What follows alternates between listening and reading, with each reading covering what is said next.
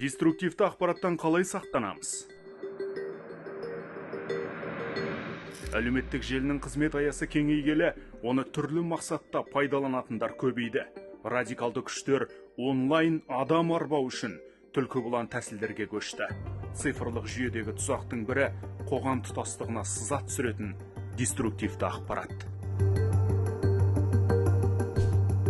Деструктивті ақпарат шындыққа жанаспайды, зұлымдықты дәріптейді, қылмыс жасауды үйретеді, манипуляция құралы.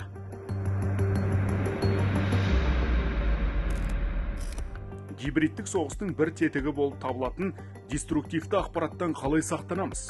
Бұл үшін бірнеше қарапайым қадамды орындап, қауіптің бетін қайтаруға болады. Атап айтқанда, қазіргі таңда мазмұны күдікті контентті бұғаттайтын түрлі антивирус бағдарламалар қолжетімді. Бұған қоса, онлайн танысыңыз жіберетін сілтемеге өтуге болмайтынын есте сақтаған абзал.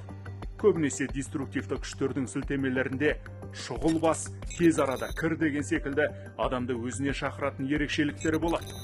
Бастысы медиа сауатыңызды арттырып, кез келген деректі factcheck.kz жүйесі арқылы тексеріп анықтаңыз.